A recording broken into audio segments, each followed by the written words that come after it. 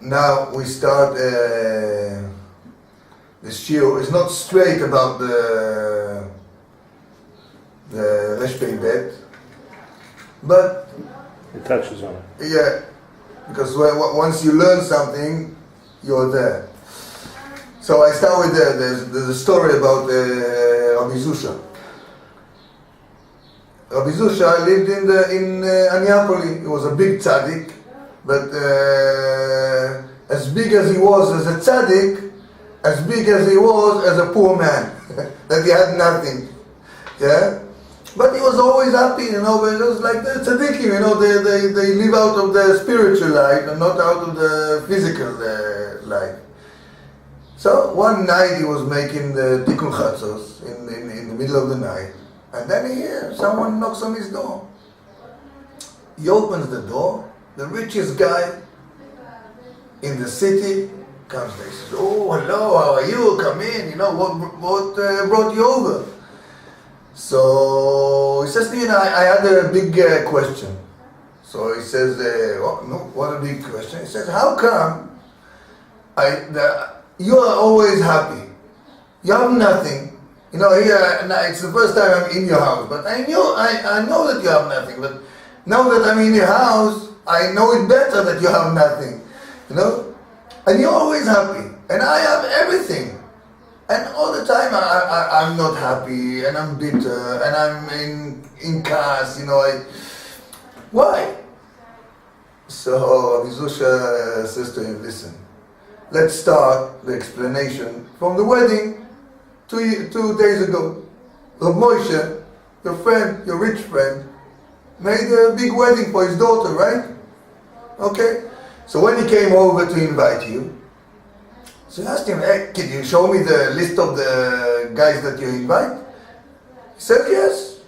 And you saw that you're only number 14. He said, I am number 14? We are such good friends. We make business together. I am only number 14? Okay, I'll show him. I'll come late. So you came 2 hours late. You came 2 hours late. It's a big wedding of the rich guy. Everyone wants to come and eat good food, right? So all the tables were occupied. So you had to find a small table behind someone, and manage yourself. So you sat there and said, wow, he didn't invite me. I wasn't first on the list. And then now, look where he put me to sit, Okay, Moshe came and saw you sitting on the side. Said, "You're sitting there." No, you have to sit in the front the head table. Front table, in the head table, So he took you over to the head table, but there was no place over there. So you grabbed a chair, put behind someone, and sat there. So when the waiter came over and gave food, he didn't see you, so he didn't give you anything to eat. So again, Moshe in his rounds, he saw that you have not. Oh, I said, wow, I'm sorry, the waiter didn't see you. I'll get you something. So he went to the kitchen, but until he went to the kitchen, there was nothing left. He only, picked from here and from there and brought you a plate, half eaten and. Yeah.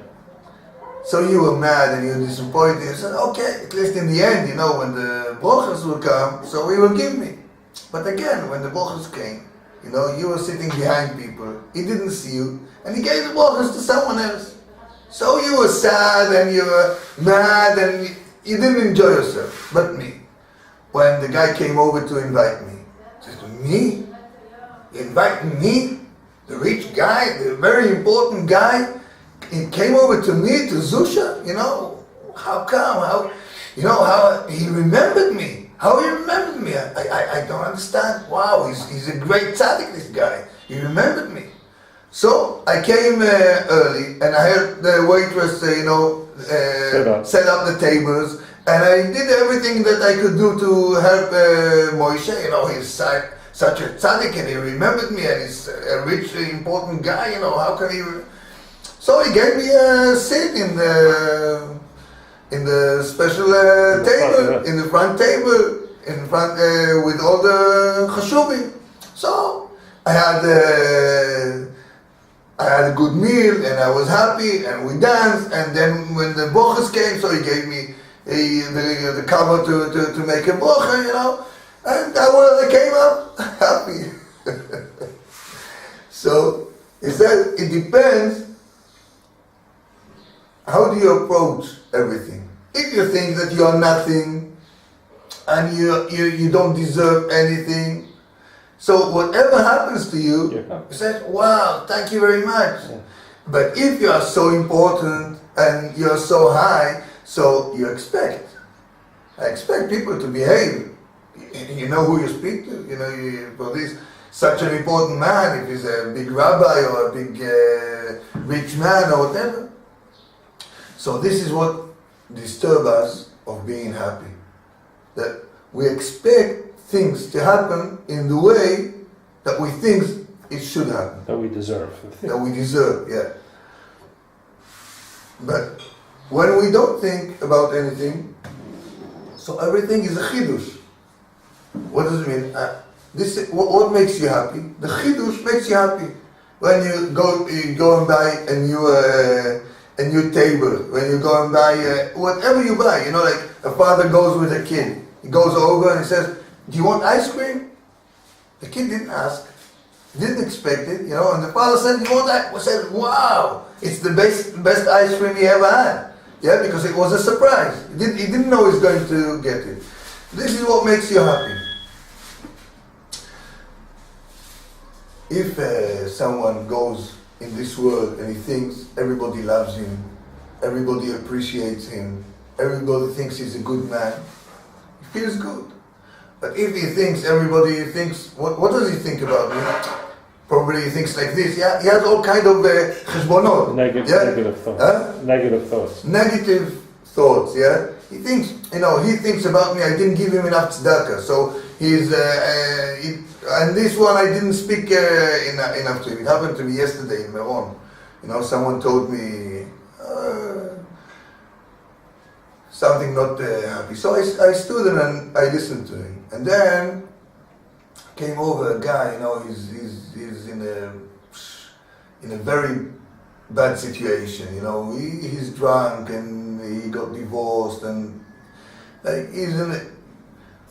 But I was on my way to the toilet, you know, and this first guy stopped me. So I stopped, you know, okay, I wait a little bit. And then this guy came over.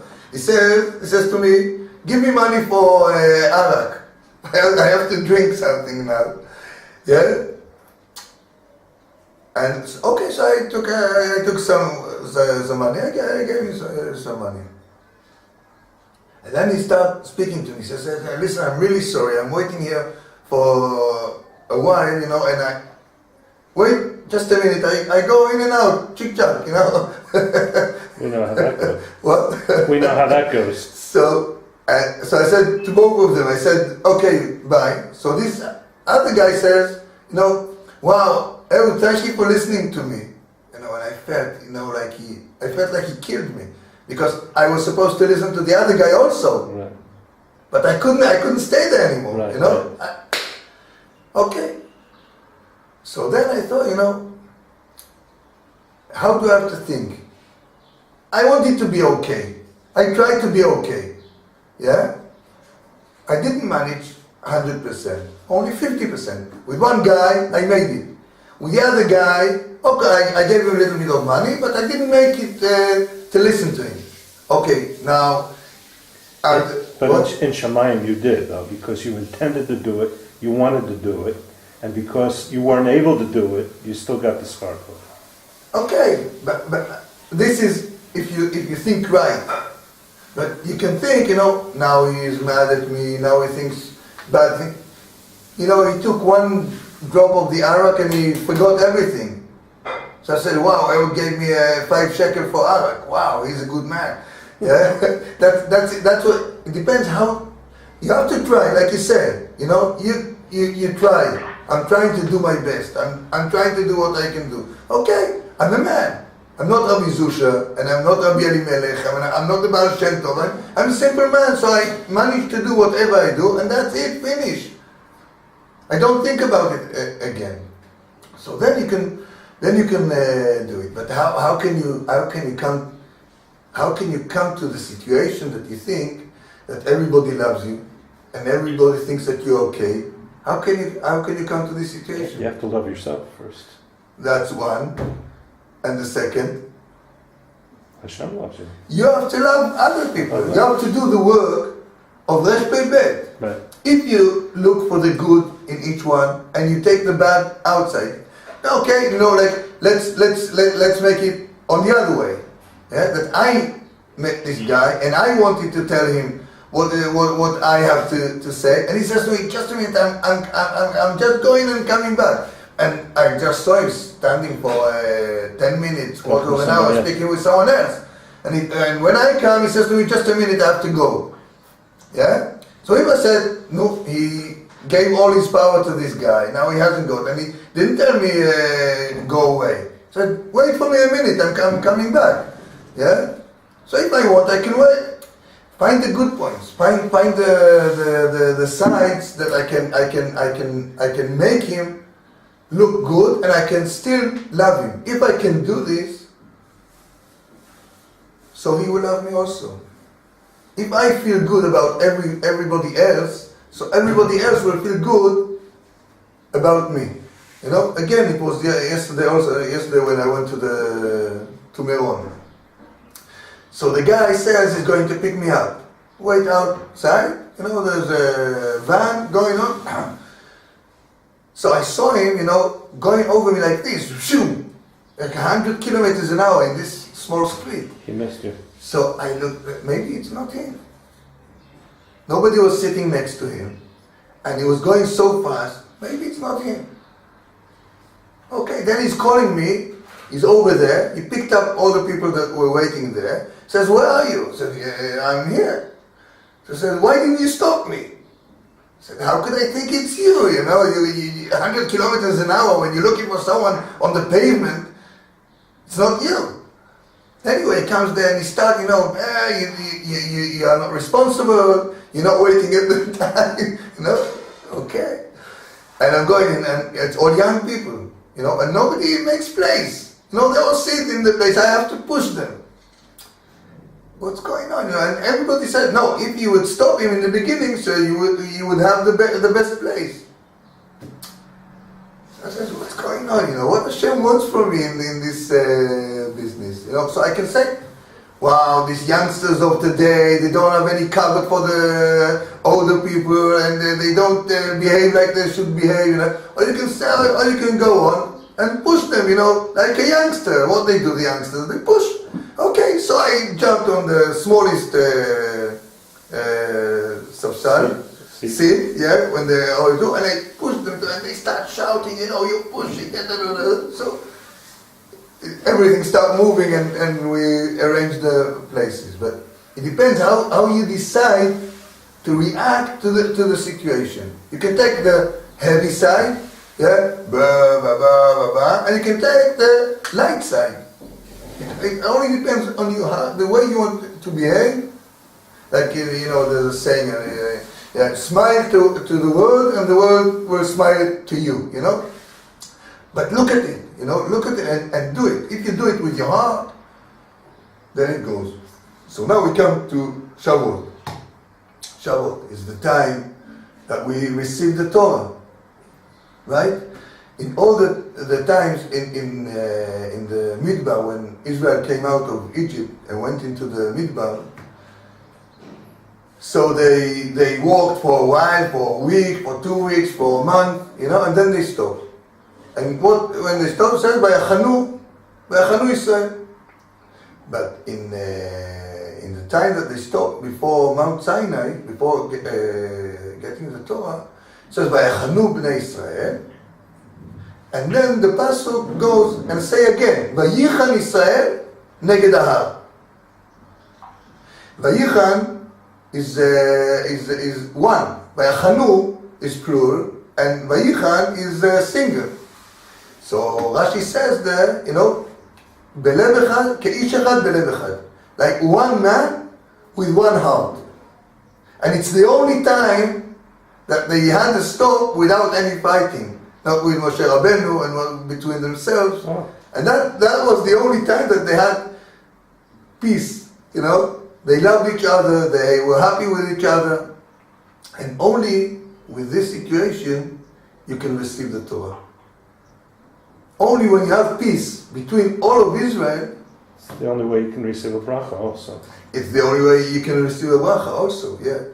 Or give a bracha. Or give a bracha. But when you like, why does Rashi says, Ke'ish echad belev echad? Because a man, about himself, he has one heart. Which means, I want to do good to myself. The only question is, do you know what is good for you? Yeah? But I want to do good. Each one wants to do only good for himself. He wants to have a good parnasa, he wants to have good kids, he wants to have a good wife, he wants to have a good life, he wants everything good for himself. So this is what happened in Mount Sinai. Each one wanted good for his friend. Why? How does he do it? When you come to a sechel, you know, the nature of a man, he wants to feel good. And he wants to feel strong. And he wants to feel clever. So how do I feel strong and good and clever? By taking my friend down. He hasn't got any seichel. He hasn't got any power. He doesn't know how to do things. He's a shlemazalnik, you know. If he's a shlemazalnik, if he doesn't know anything, so I'm good. Very nice, you know. It's like one of the Breslov Hasidim. He was going on a train, and there was other Hasidim going to their rabbi. So one of them said, you know, your rabbi doesn't know, and this rabbi is not, and this rabbi is like this. Only my rabbi. So this Breslov Hasid told him, "What? Your rabbi is better than all these low people. So what is your rabbi? It's nothing. You know, if your rabbi is higher than all these rabbis, and they are big tzaddikim and talmidei chachamim, yeah, so then I understand your rabbi is something. But if they're all nothing, and your rabbi is only more than nothing, so it's like me. I'm more than nothing, that's it, you know. But, so if I am a part of the best group in the world, so then I'm something. Okay, I'm not the best out of this group, but I belong to this best group of people. So I'm something. So then, before Mount Sinai, each one looked on the good that the other one had. And then, you know, each one said, yo, he's a tzaddik, he's good, he's strong, he's nice, he's the best, and then I'm part of this group. Because what was how did Hashem came to give the Torah? Yeah? Hashem מסיני בא, זרח משעיר למו. Okay? Hashem came, it says, from where did Hashem come? Why do you have to tell me from where did Hashem come? Hashem is everywhere. What does it mean came from the east, north, from the west? Yeah, what's the difference? But it says, the Midrash says that Hashem went over all over the world and asked all the nations if they want the Torah. So every nation asked him what is written in the Torah. So to Esav he says, you mustn't murder. He says, wow, that's a big problem for me. You know, I cannot do it, you know. For Ishmael he says, you mustn't steal. He said, no. I'm a thief, you know, it's a problem, I cannot... Like this, to each nation he went and asked them, and he told them the hardest thing that it's the hardest thing for them to do. So you say, you know, the hardest thing. So what do you expect? You know, now you tell me, Ehud, you know, now in these days, you know, I give you the job to carry heavy stones on your head, on your shoulders every day, 5 times a day. You say, wow, you know, I don't know if I can do it. Yeah, you tell me something very different and difficult physically, you know, I don't know if I can do it. But Israel, they didn't wait. So you want the Torah? Yeah, whatever is written there, I will do it. What does it mean? I'm willing to do the hardest thing. I don't care. It's hard. I'm willing to do the hard. So everything you tell them, it's easy. Why? Because they were expecting something very hard. So now it's easy for me to do it. Now I can do it. I can do this thing. This is the way we get the Torah. You know, look good. I have to look good. And then when I didn't do good, when I did only 50% good, no, I have to strengthen myself with the belief that this small thing that I did is a very big thing. I tell you another story of Moshe Ganav. There was a Moshe Ganav in the times of the Baal Shem Tov. And every time that he went into a house, broke into the house, and stole something, he used to run away straight away to the Baal Shem Tov and ask him to pray that the police won't catch him. Okay. So one time there was a big minister coming over through Mizhibush, and he knew that he had 30,000 ruble, golden ruble. 30,000 golden ruble is for the rest of your life. Okay. So he gathered together some of the good thieves in Mizhibush, and they made a good plan, and on Motzei Shavuot, they did this job and they made it. So he's running to the Bet Midrash of the Baal Shem Tov that the Baal Shem Tov will pray for him. But the Baal Shem Tov passed away on the second day of Shavuot. So he asked people, there's no other tzaddik.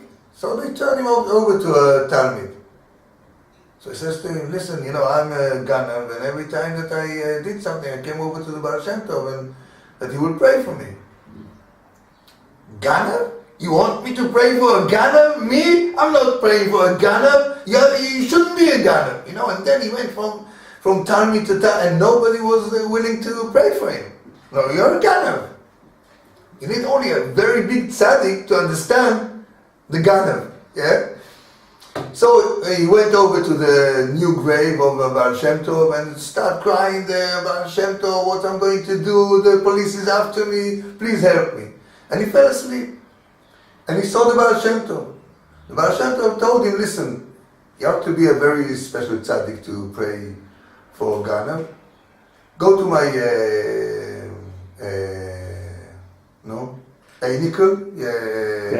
grandson, Rabbi Ephraim, and he will pray for you. But how will he know that you really saw me? So every week I tell him the parsha of the week, how it was learned in Gan Eden. So I will tell you this Torah from Gan Eden, and you tell my grandson, Rabbi Ephraim, and then he will give you a bracha, and the police will forget from him. Okay, so he told him the Torah, and he woke up, and he said, wow, that was strong. He's running to Rabbi Ephraim, telling the Torah, and Rabbi Ephraim gave him the bracha. But he stopped being a Ganav. Because after you hear a Torah from Gan Eden, you stop being a Ganav. But why should we wait for a dream? Because Rabbeinu says, every word that we learn in the Torah, we are in Gan Eden. This is Ruach HaKodesh. When you learn Torah, you are inside Gan Eden and you're inside the Ruach HaKodesh. Why do you have to wait until 120 or until you be a thief and cry over the grave of the Baal Shem Tov and then get the Torah from Gan Eden? We have the Torah from Gan Eden. Only we have to work on it. What disturbs us from working? This word. We think about what's going to be tomorrow, how it's going to be tomorrow. What about these people and these people? What about my partners? So what about my health? We think all the time. Our head is there. But if we think, all this world is only the outside is my code. This world is the code. The real world is the spiritual world, and I will live the spiritual world. Then this world is nothing. It's gone. Okay. If this is what should happen to me, like the story with this van that is coming on and passing over, each story that happens to each man, going to the wedding, nobody looks at you, nobody gives you a drink, okay, this is Hashem is running the world, not people are running the world. So if Hashem goes on this way, so this is the way. No, you're going, I'm in a very big hurry. You're going into the gas station, and it doesn't work, the pipes, they don't work. Okay, let me go. No, but there's someone behind you, and there's someone in front of you, and you cannot go. But I'm late. Okay, you're late, and you're going to be late. Why? Not because of the owner of the gas station, not because of the owner of the car in front of you or behind you. Because Hashem said you're going to be late. So true. Yeah. I had the same experience this morning. I'll tell you after the shiur. Yeah. So this is when we put our head in this situation, that I know Hashem is running the world, and I know He's running it in a good way, so for sure you're going to be happy with everything that is going to happen to you, and with every man that you are going to meet. Yeah? Like it says, Somech Hashem lechol hanoflim, v'zokev lechol hakfufim. Yeah? How do I translate it? Hashem helps and holds from falling everyone that is falling. Yeah? And he raises up all the guys that go bent. All the bent guys, he raises them up. Straightens them up. Yeah. Who says this sentence? David HaMelech in Tehillim. But who is saying this sentence? In Perek Shira, yeah? The Nachash, the snake, says this sentence. Really? Yeah. Why?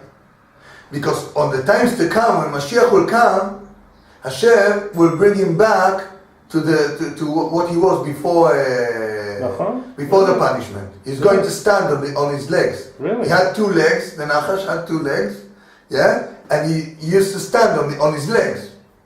So he's going to. So now, in the time that everybody is hating him, that he's the cause of all the bad in the world, now he praise Hashem. Zokev Hashem, Somech Hashem. Wow. Yeah?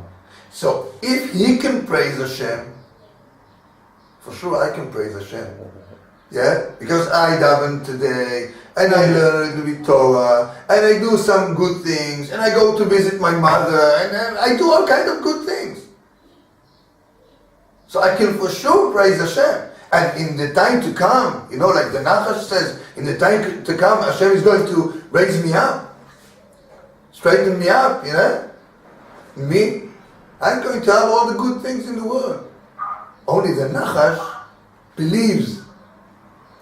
And I have to believe at least as strong as the snakes believe. Okay, it's the time. I'm sorry.